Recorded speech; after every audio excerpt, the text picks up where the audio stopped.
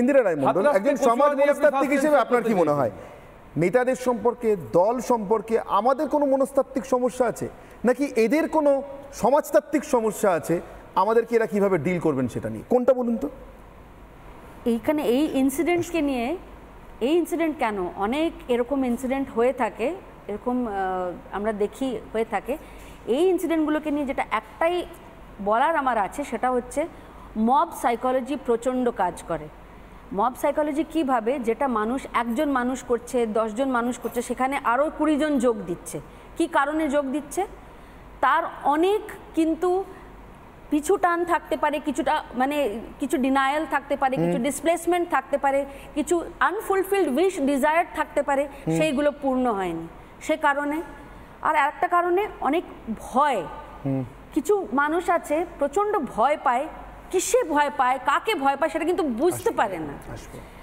এখন সেই ভয়টা একজনের কাছে গেলে যদি সে শান্তি পায়, সে মনে করছে শান্তি পাচ্ছে, আদৌ কি সে শান্তি পাচ্ছে?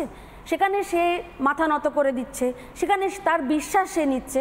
তো এই জিনিসগুলোকে খণ্ডাতে হবে। আর সেটা কিভাবে হবে? সেটা হচ্ছে, আমরা এডুকেশনের কথা বলছিলাম, তো এডুকেশনের দিক থেকে আমি বলতে চাই, এই স্কুলে তো অনেক কিছুই ইন্ট্রোডিউস করা হয়েছে।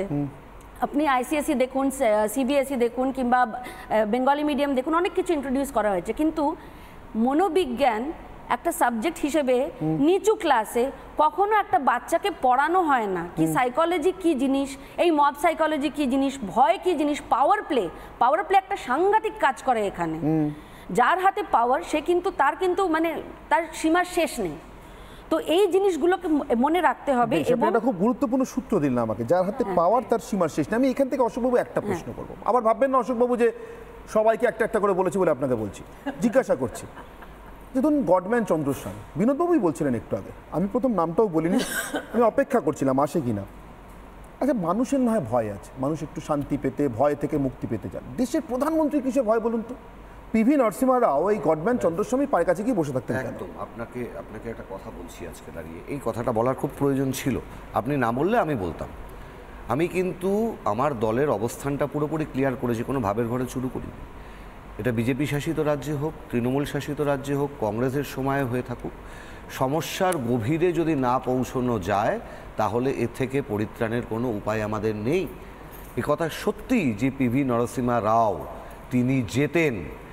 আমি বলছি, আমি অশোক ভট্টাচার্য, আমি একটা সংবাদপত্রের নাম এখানে উল্লেখ করতে নেই, আমি তখন ছাত্র রাজনীতি করি, আমি সেই সংবাদপত্রের সম্পাদকীয়তে লিখেছিলাম যে কেন প্রধানমন্ত্রী যান একজন গডম্যানের কাছে, কেন সুভাষ চক্রবর্তী গিয়ে বসেন অন্য আরেকজনের কাছে। আমি বলেছিলাম, আমি প্রয়াত নেতার নাম নিয়ে আমি বলতে চাই না কিছু, আমি প্রশ্নটা করেছিলাম কেন রাজনীতিকরা যান, এবং সেই সংবাদপত্র আমার চিঠি হেডিং করেছিল রাজনীতিকরা কেন যান।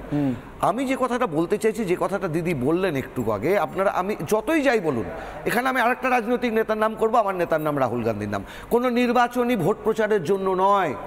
আবার বলছি, ডরো মাত ডরাও মাত। ভয় থেকে সমস্যার উৎপত্তি, ভয় থেকে হিংসার উৎপত্তি।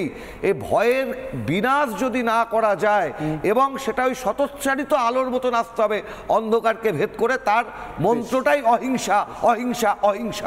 ইন্দিরা রায় মণ্ডল, একজন সমাজ মনস্তাত্ত্বিক হিসেবে আপনার কি মনে হয় নেতাদের সম্পর্কে, দল সম্পর্কে আমাদের কোনো মনস্তাত্ত্বিক সমস্যা আছে, নাকি এদের কোনো সমাজতাত্ত্বিক সমস্যা আছে? আমাদেরকে এরা কিভাবে ডিল করবেন সেটা নিয়ে কোনটা বলুন তো। এইখানে এই ইনসিডেন্টকে নিয়ে, এই ইনসিডেন্ট কেন, অনেক এরকম ইনসিডেন্ট হয়ে থাকে, এরকম আমরা দেখি হয়ে থাকে। এই ইনসিডেন্টগুলোকে নিয়ে যেটা একটাই বলার আমার আছে, সেটা হচ্ছে মব সাইকোলজি প্রচণ্ড কাজ করে। মব সাইকোলজি কীভাবে, যেটা মানুষ একজন মানুষ করছে, 10 জন মানুষ করছে, সেখানে আরও 20 জন যোগ দিচ্ছে। কি কারণে যোগ দিচ্ছে? তার অনেক কিন্তু পিছু টান থাকতে পারে, কিছুটা মানে কিছু ডিনায়াল থাকতে পারে, কিছু ডিসপ্লেসমেন্ট থাকতে পারে, কিছু আনফুলফিলড উইশ ডিজায়ার থাকতে পারে, সেইগুলো পূর্ণ হয়নি সে কারণে। আর একটা কারণে অনেক ভয়, কিছু মানুষ আছে প্রচণ্ড ভয় পায়, কিসে ভয় পায়, কাকে ভয় পায় সেটা কিন্তু বুঝতে পারে না। এখন সেই ভয়টা একজনের কাছে গেলে যদি সে শান্তি পায়, সে মনে করছে শান্তি পাচ্ছে, আদৌ কি সে শান্তি পাচ্ছে?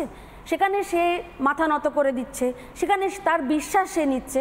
তো এই জিনিসগুলোকে খণ্ডাতে হবে। আর সেটা কিভাবে হবে? সেটা হচ্ছে আমরা এডুকেশনের কথা বলছিলাম। তো এডুকেশনের দিক থেকে আমি বলতে চাই, এই স্কুলে তো অনেক কিছুই ইন্ট্রোডিউস করা হয়েছে। আপনি আইসিএসই দেখুন, সিবিএসই দেখুন, কিংবা বেঙ্গলি মিডিয়াম দেখুন, অনেক কিছু ইন্ট্রোডিউস করা হয়েছে, কিন্তু মনোবিজ্ঞান একটা সাবজেক্ট হিসেবে নিচু ক্লাসে কখনো একটা বাচ্চাকে পড়ানো হয় না। কি সাইকোলজি কি জিনিস, এই মব সাইকোলজি কি জিনিস, ভয় কি জিনিস, পাওয়ার প্লে একটা সাংঘাতিক কাজ করে এখানে। যার হাতে পাওয়ার সে কিন্তু মানে তার সীমার শেষ নেই। তো এই জিনিসগুলোকে মনে রাখতে হবে। এবং এটা খুব গুরুত্বপূর্ণ সূত্র দিলেন আমাকে, যার হাতে পাওয়ার তার সীমার শেষ নেই। আমি এখান থেকে অশোকবাবু একটা প্রশ্ন করব, আবার ভাববেন না অশোকবাবু যে সবাইকে একটা একটা করে বলেছি বলে আপনাকে বলছি, জিজ্ঞাসা করছি যে ধরুন গডম্যান চন্দ্রস্বামী, বিনোদবাবুই বলছিলেন একটু আগে, আমি প্রথম নামটাও বলিনি, আমি অপেক্ষা করছিলাম আসে কিনা। আচ্ছা, মানুষের না হয় ভয় আছে, মানুষ একটু শান্তি পেতে, ভয় থেকে মুক্তি পেতে চান। দেশের প্রধানমন্ত্রী কিসে ভয় বলুন তো? পিভি নরসিংহ রাও এই গডম্যান চন্দ্রস্বামী পায়ের কাছে গিয়ে বসে থাকতেন কেন? একদম আপনাকে একটা কথা বলছি আজকে দাঁড়িয়ে, এই কথাটা বলার খুব প্রয়োজন ছিল, আপনি না বললে আমি বলতাম। আমি কিন্তু আমার দলের অবস্থানটা পুরোপুরি ক্লিয়ার করেছি, কোনো ভাবের ঘরে চুরু করিনি।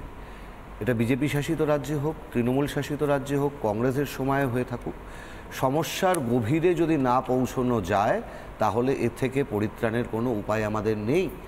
এ কথা সত্যি যে পিভি নরসিংহ রাও তিনি যেতেন। আমি বলছি, আমি অশোক ভট্টাচার্য, আমি একটা সংবাদপত্রের নাম এখানে উল্লেখ করতে নেই, আমি তখন ছাত্র রাজনীতি করি, আমি সেই সংবাদপত্রের সম্পাদকীয়তে লিখেছিলাম যে কেন প্রধানমন্ত্রী যান একজন গডম্যানের কাছে, কেন সুভাষ চক্রবর্তী গিয়ে বসেন অন্য আরেকজনের কাছে। আমি বলেছিলাম, আমি প্রয়াত নেতার নাম নিয়ে আমি বলতে চাই না কিছু, আমি প্রশ্নটা করেছিলাম কেন রাজনীতিকরা যান, এবং সেই সংবাদপত্র আমার চিঠি হেডিং করেছিল রাজনীতিকরা কেন যান। আমি যে কথাটা বলতে চাইছি, যে কথাটা দিদি বললেন একটু আগে, আপনারা আমি যতই যাই বলুন, এখানে আমি আরেকটা রাজনৈতিক নেতার নাম করবো, আমার নেতার নাম রাহুল গান্ধীর নাম, কোনো নির্বাচনী ভোট প্রচারের জন্য নয়। আবার বলছি, ডরো মত ডরাও মত। ভয় থেকে সমস্যার উৎপত্তি, ভয় থেকে হিংসার উৎপত্তি। এই ভয়ের বিনাশ যদি না করা যায়, এবং সেটা ওই স্বতঃচালিত আলোর মতন আসতে হবে, অন্ধকারকে ভেদ করে, তার মন্ত্রটাই অহিংসা, অহিংসা, অহিংসা।